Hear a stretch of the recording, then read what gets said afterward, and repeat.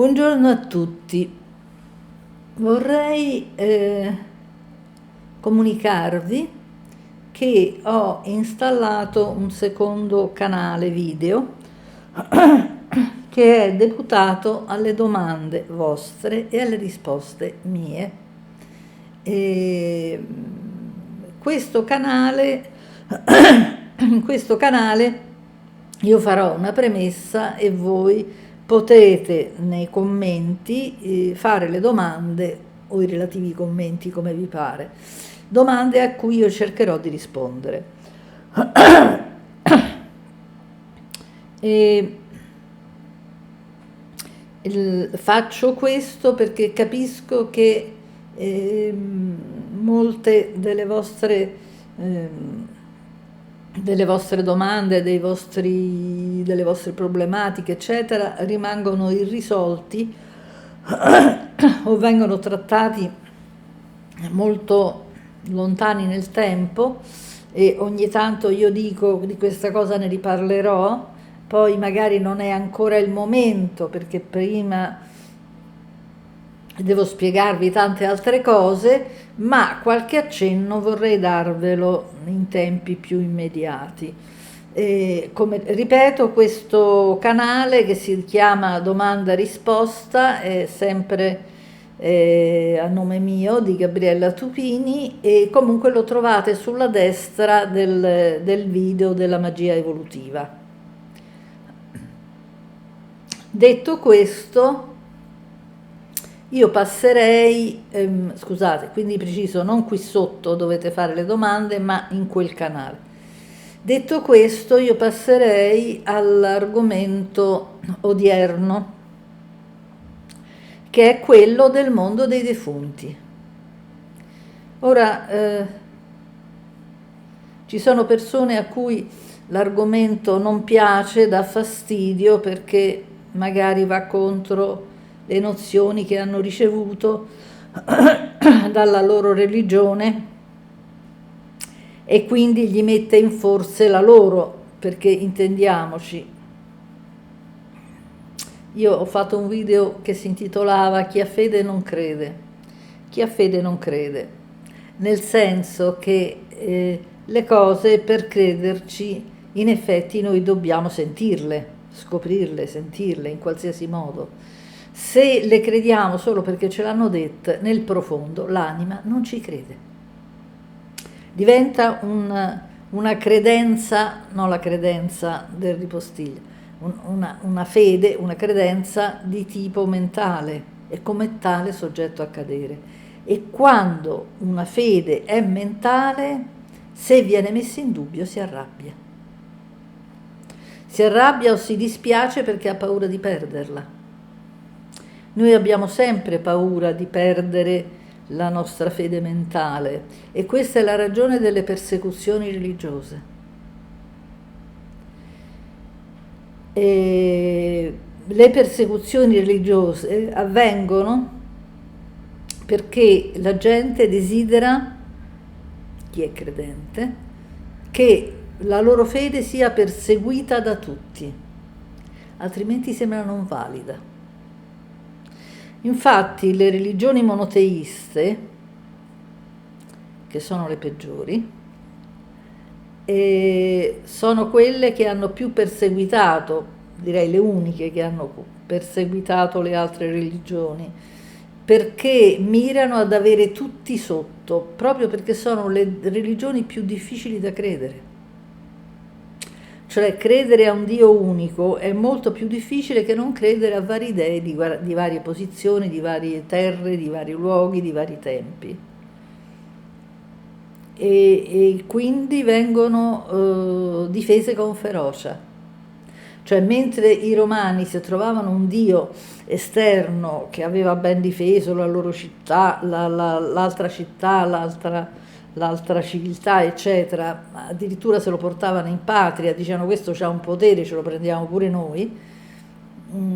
Nelle religioni monoteiste c'è il dover distruggere tutto ciò che non è pertinente al Dio in cui credono, proprio perché non ci credono.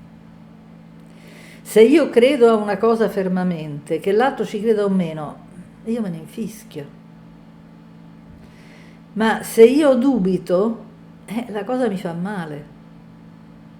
Se io ho una moglie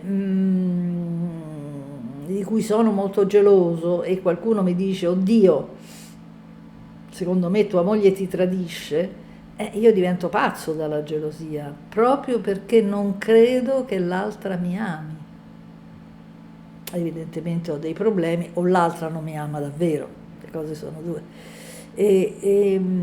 Ma se io sono sicuro di me e sicuro dell'altra, cioè se io non ho paura di essere tradito, non vengo distrutto dal tradimento dell'altra o dell'altro, e, e oltre a tutto mi fido dell'altra persona perché la conosco, io me ne infischio che l'altro pensi che l'altra mi tradisce o l'altro mi tradisce. Detto questo, chi appunto si risente di questo è perché ha bisogno di questa religione, perché è l'unica speranza che ha, eccetera, eccetera, seppur una religione così severa, così catastrofica, così con un passato terribile addirittura, però sembra qualcosa che ci aiuta a reggerci in piedi. E come tale non vogliamo che venga messa in forze. Al che viene da dire, chi ha bisogno di questo cambi pure canale, perché è logico che questo canale non cambierà, cioè io non cambierò finché campo. E, e, ma i canali sono tanti, cercatevi un canale che vi rassicura, non questo, perché questo non vi rassicurerà mai.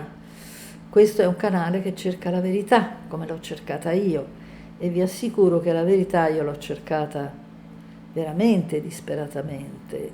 Io a 13 anni compresi che la religione in cui credeva la mia famiglia, in cui avevo creduto anch'io, era una religione piuttosto inventata, anche perché mi resi conto che ogni Stato aveva la sua religione, e allora ho detto non è possibile, se fosse una vera la crederebbero tutti, come mai? No? Io sono cattolica perché sono nata in Italia, eccetera, eccetera. E a 13 anni divenni atea con grande dolore perché persi una copertina non indifferente, no? Poi ero atea ma non fino in fondo perché poi in fondo qualcosa credevo ancora, nonostante non ci volessi credere. Ma piano piano l'ho capito, insomma. E mi sono messa alla ricerca di qualcos'altro, no? Allora mi sono interessata all'esoterismo, mi sono interessata alle scuole di magia, sono andata dalle medium, sono andata dalle varie scuole, sono andata a studiarmi l'esoterismo leggendomi una marea di libri di cui la maggior parte assolutamente improponibili, no? E mi rendevo conto che molti erano evidenti truffe e che la maggior parte erano libri derivati da cose apprese e non sperimentate. E ricordo il mio dolore di questo, no? Cioè di questa mancanza di sperimentazione, perché andavo in una scuola esoterica e vedevo che la gente ne capiva meno di me, ma ne capiva interiormente, cioè era gente molto più instabile di me, no? E allora dicevo, vabbè, queste sono le persone che seguono, ma il capo o i capi saranno persone stupende, no? Con un certo equilibrio. Ed erano persone che avevano un certo carisma, ma di equilibrio, perché se gli si negava il loro carisma, addio, insomma, no? Diventavano addirittura vendicativi, insomma, una cosa squallida, no? E allora capii che non era neanche quella la via, no? Io ne ho fatte tante di strade, ma veramente tante, ne ho letti tanti di libri. Ripeto, sono andata anche dai medium, no? Anche per capire da dove veniva. E la maggior parte erano voci inconsce che venivano dal loro inconscio, dai loro desideri reconditi. Poi c'era qualcuno che invece era vero, perché ci sono dei medium veri, ma tutto questo non mi ha aiutato ugualmente, no? mi ha aiutato un po' l'analisi personale che io ho fatto e mi ha aiutato fino a un certo punto, cioè mi ha aiutato fino a che sono rimasta nell'analisi nel mondo visibile della mia famiglia, eccetera. Poi quando ho cominciato a entrare nel mondo dell'Ade, nel mondo, nell'opera al nero, insomma, no? Nel conoscere entità di altro tipo e sono penetrata nell'astrale negativo, lì analista sbroccato e ha detto che lui non se ne intendeva di queste cose, mi ha fatto capire, non me l'ha detto, ma mi ha fatto capire che se me ne andavo era meglio. Ed era uno dei più equilibrati che io avevo contattato. E da allora sono andata avanti da sola, no? Ma a un certo punto però l'universo qualcuno mi ha mandato, che è rimasto con me per poco tempo, 1 anno e mezzo, forse 2 anni, non di più, e che mi ha aiutato a capire che cosa stava succedendo. Dopodiché ci siamo separate, perché era una donna, e ho proseguito da sola. E come già ho detto nella presentazione, io faccio questo perché se qualcuno avesse bisogno di essere istradato su questo, magari può ricevere un aiuto da me nel capire quello che gli sta accadendo, perché io non ho trovato nessuno nei libri scritto quello che stava accadendo, se non qualche accenno raro in vari libri. A questo proposito vorrei aggiungere anche, e poi parlerò del mondo dei morti, che ci sono varie persone che mi domandano, mi chiedono di suggerirgli dei libri da leggere. Allora, io di libri ne ho letti tantissimo, io ho regalato una libreria di 3.000 libri circa, ho regalato anche di cui una libreria molto preziosa di libri di alchimia, anche antichi, eccetera, no? Ma non è che mi siano serviti. Dopo, quando è caduta la mente, allora ho capito, ah, ecco cosa voleva dire questo, ecco cos'era quest'altro, però non era esattamente come lo descrivevano i libri, perché in genere era una tradizione che si tramandava, non un'esperienza personale. E un'esperienza personale, stranamente, l'ho trovata nel libro più romanzato, diciamo di diffusione, no, pubblica, che quando lo lessi la prima volta pensai, bah vabbè, questo si è inventato di tutto e di più, anche se è molto piacevole, e invece c'erano delle cose che aveva sperimentato, altrimenti non avrebbe saputo dirle. Ed è a Castaneda. Castaneda ha fatto certamente una buona parte di quel percorso. Dunque, tornando invece al mondo dei morti, volevo dire delle cose che nel precedente video dei contatti con i defunti non ho specificato. Ora, quello che io so è perché io l'ho vissuto o l'hanno vissuto delle persone che io conosco profondamente, di cui mi fido perché le sento e su cui non posso sbagliarmi. Non posso sbagliarmi perché il sentire non sbaglia.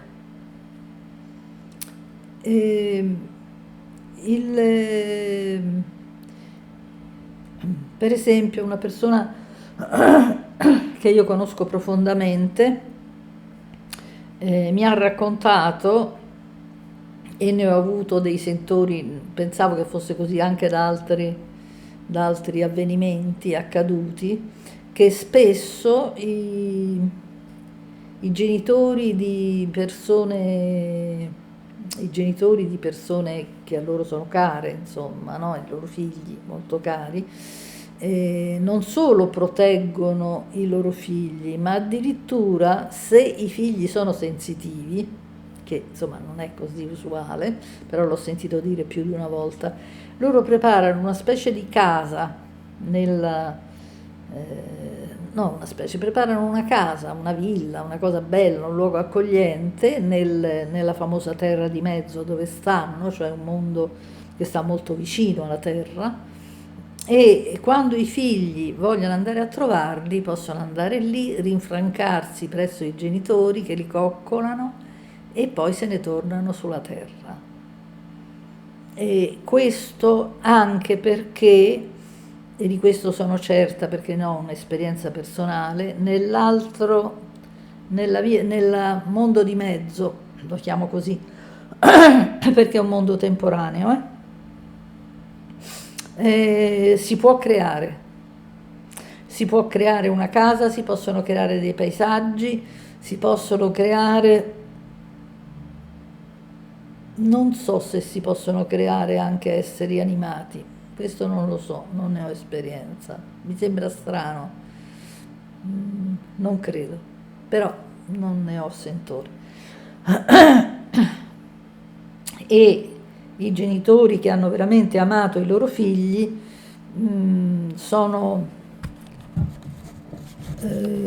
tendono a rimanere con i loro figli, a volte per dargli una protezione nella vita, a volte, scusate ma oggi,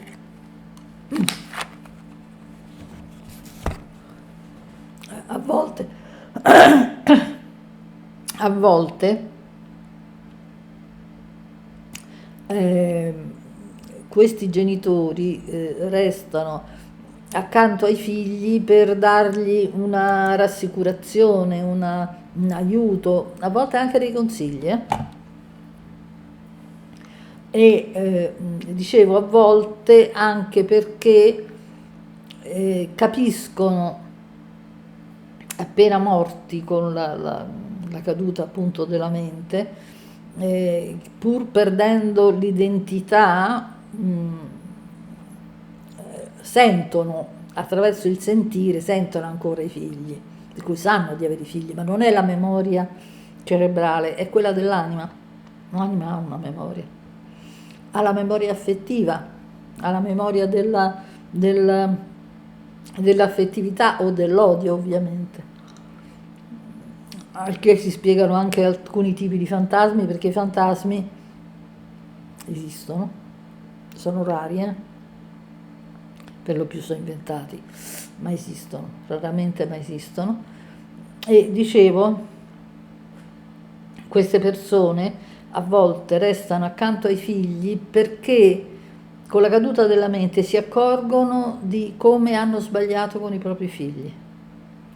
Sono persone che naturalmente avevano anche una parte buona, oltre a una parte un po' sclerata, e che si pentono di quello che hanno fatto ai figli e cercano di rimediare solo per un fatto affettivo, solo per un fatto di maggiore comprensione. E allora magari chiedono anche perdono ai figli, è successo varie volte. E naturalmente questo mondo dei defunti fa parte di un mondo lunare, quindi di una dimensione diversa e lunare. Lunare vuol dire che è connessa alla magia in qualche modo, sono collegati. Tant'è vero che una delle espressioni della magia era il contatto con i defunti. Il contatto con i defunti è dall'inizio della razza umana, insomma ce l'hanno sempre avuto tutti, e c'erano gli stregoni, gli sciamani, le sacerdotesse, in particolare le sacerdotesse, che avevano questo contatto, o le streghe come venivano chiamate, che avevano contatto con questi defunti, no? I romani avevano conservato Ecate. Ecate era una dea triforme, c'è ancora un'immagine di Ecate sul ponte che sta a Trastevere, e dove c'è quello dell'isola Tiberina, che porta all'isola Tiberina, ponte Sublicio mi pare. C'è una dea che ha 3 volti e 3 paia di mani, di braccia. Perché è triforme? Ma perché era l'immagine dell'antica dea. L'antica dea era sempre triforme, perché era la dea della terra, del cielo, in quanto luna, e degli inferi. Lei è stata conservata come antica dea, però ha preso un posto minore, spesso succedeva questo, no? Anche Cibele era una dea madre che poi è diventata una divinità minore, anche la Mater Matuta era una divinità antica e triforme che poi è diventata divinità minore e così via. E le sacerdotesse di Ecate, che erano poi le streghe chiamate dai romani, andavano nei crocicchi, perché i crocicchi, le due vie che si incrociavano, mettevano i dolci e i profumi per i defunti e i rami di mirto in genere. Che il mirto poi è sacro a Venere e guarda caso è sacro ai morti, perché Venere anticamente era anche dea dei morti. Tanto è vero che il pino, per esempio, sì, il pino, il cipresso, ad esempio, era sacro a Venere e dai romani era usato nei cimiteri, oltre che nelle vie, era usato molto nei cimiteri e il cimitero era chiamato, guarda caso, Novo Die.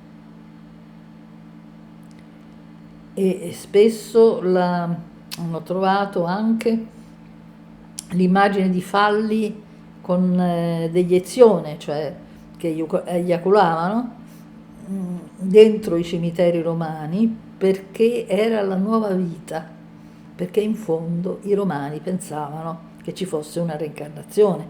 Ora questo non è provato dalla religione o dai libri ufficiali, però i fatti lo dimostrano. Quindi, ricollegandomi ai libri,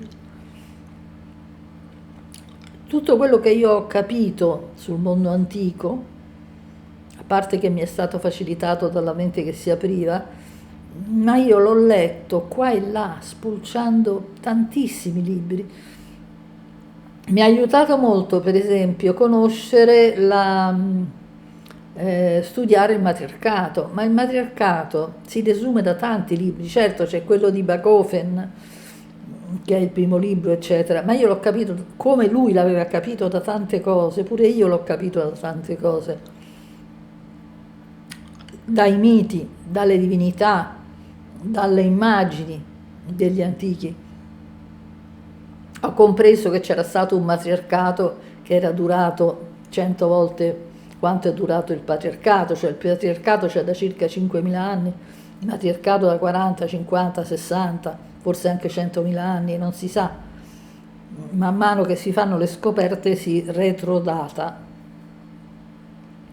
E quindi scoprire questo mi ha fatto scoprire l'antica religione e il passaggio della mente umana, no? Quello che si dice l'ontogenesi che ripercorre la filogenesi, cioè la storia del bambino che ripercorre la storia della razza.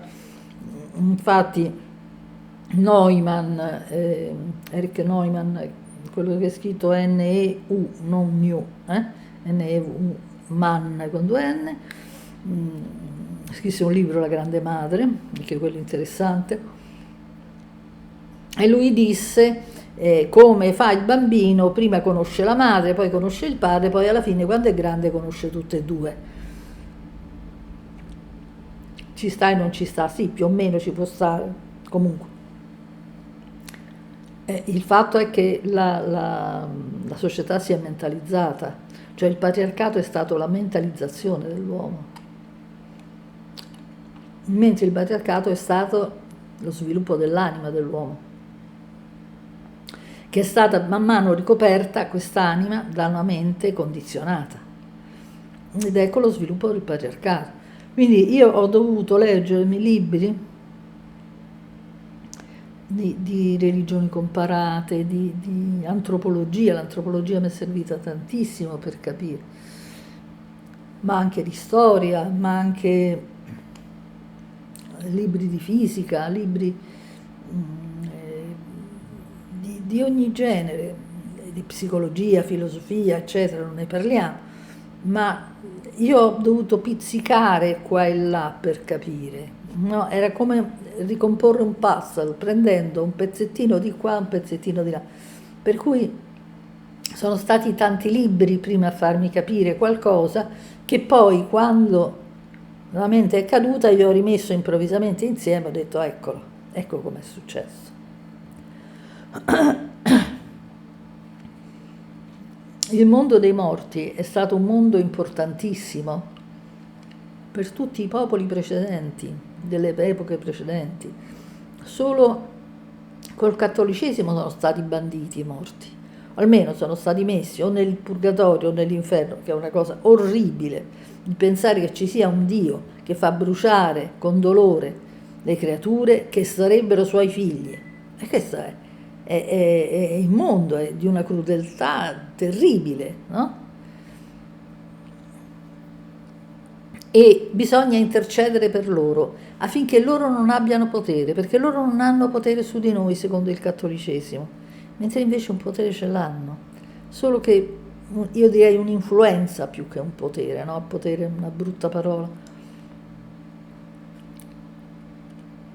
Hanno la possibilità di aiutarci, per esempio facendoci fare determinati incontri o ispirandoci determinate frasi o ispirando persone nei nostri confronti, cioè intervengono nei momenti più importanti della nostra vita per guidare la nostra vita in un senso positivo, anche materiale, spirituale, ma anche materiale, perché ho visto gente aiutata in modo materiale attraverso l'aiuto dei defunti in una maniera, cioè io ho visto gente che stava in una posizione disperata, che non aveva possibilità di riemergere perché tutto gli andava male, l'azienda gli andava male, il congiunto gli stava morendo, i figli erano piccoli, cose eccetera, e questi continuavano a dirgli che si sarebbe salvata questa persona tramite un incontro che loro bene o male descrissero, almeno descrissero la persona che gli avrebbe risolto la vita, e così fu. Fu un incontro d'affari, in cui però lei venne scelta per un'operazione che non si sa perché avevano scelto lei, insomma potevano scegliere persone con aziende molto più sane, più eccetera. E ho visto diversi di quei casi in cui gente disperata è stata salvata addirittura. Anche perché se facciamo una via di consapevolezza è logico che non possiamo stare tanto male, parlo economicamente, perché altrimenti la nostra mente viene assorbita da quello. Quindi cercano di darci il necessario, si preoccupano di farci avere il necessario, non più del necessario perché non gliene frega niente dei soldi. Però se noi ci abbandoniamo, cioè lasciamo perdere un po' la mente, loro arrivano più facilmente a noi. Se noi abbiamo una mente che ci fascia completamente, non riescono proprio ad arrivare. E naturalmente non è che basta dirlo, no? Lasciate la mente e uno si abbandona e smette di pensare. È che ci vuole una consapevolezza per farlo.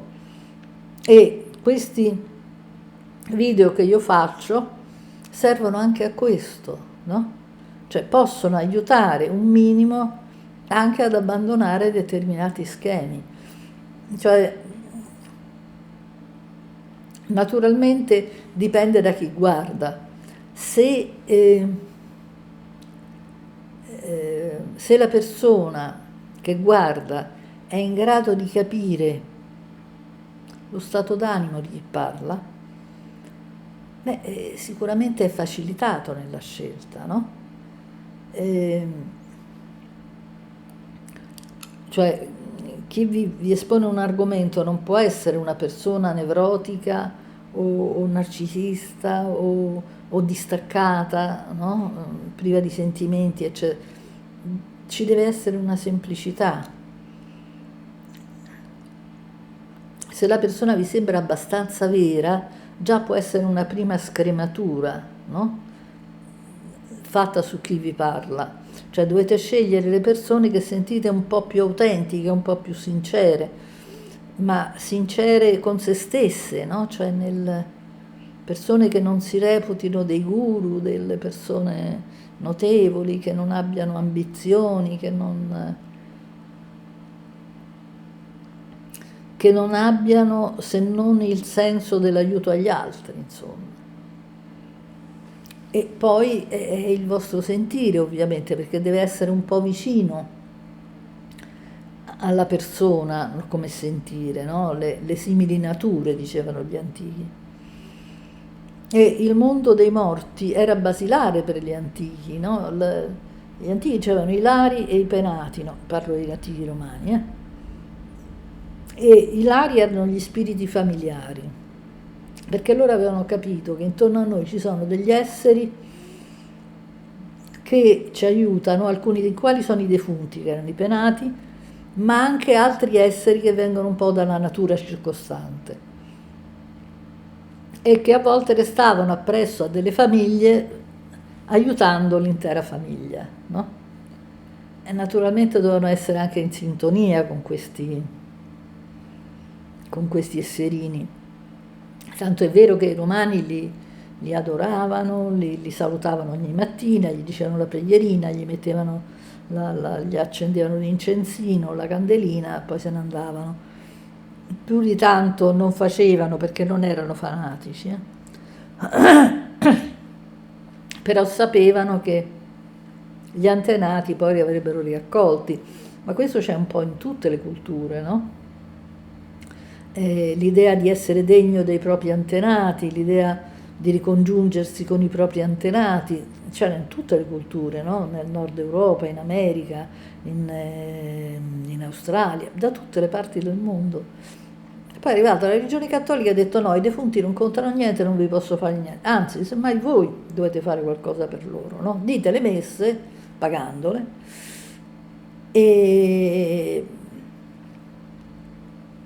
e stop, cioè non vi riguardano più, solo quello vi riguardano. Potete pregare per loro, ma loro non possono nulla, perché l'unica che può è la Chiesa.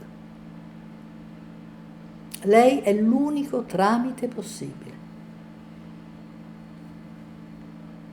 E infatti, se vedete le chiese che ci sono nel nostro paese, ma anche in altri paesi ancora peggio, sono allucinanti. Cioè il cattolicesimo era, no 10 volte, era 30 volte tanto, ha messo 30 volte tanto, grosso modo, dei templi che c'erano ai tempi dei romani, che insomma ci badavano abbastanza alla religione, no? Io ho visto piazze a Roma dove c'erano due chiese insieme, no? Ma anche perché all'epoca era obbligatorio andare a messa e venivi guardato a vista se non ci andavi, venivi perseguitato dalla gente stessa. E il mondo dei defunti, quindi, è un mondo che sta accanto al nostro e ci sta per varie ragioni. Perché alcune persone si evolvono mediante questo, pur essendo defunti, perché riescono a fare qualcosa per gli altri, il che gli apre la comprensione. Fanno ancora una specie di esperienza terrena attraverso attraverso i congiunti che hanno lasciato, cercano di capirli e quindi di riabilitarsi in qualche modo prima di andarsene. Altri fanno un'esperienza d'amore perché non vogliono abbandonare i figli. Poi ci sono i figli morti. I figli morti restano accanto ai genitori, c'è poco da fare. Quando i genitori dicono ma io mio figlio, mia figlia non li rivedo, ci staranno, ma come non ci stanno? Ma quelli hanno bisogno ancora dei genitori e stanno presso di voi e ci tengono a che voi li pensiate, a che voi li invocate, a che voi soprattutto gli vogliate bene. Questo potete darglielo, anche perché il bene è qualcosa che trascende dai luoghi e dai tempi momentanei. Il bene passa anche da dimensione a dimensione. Il bene ha veramente un potere. Salute a tutti.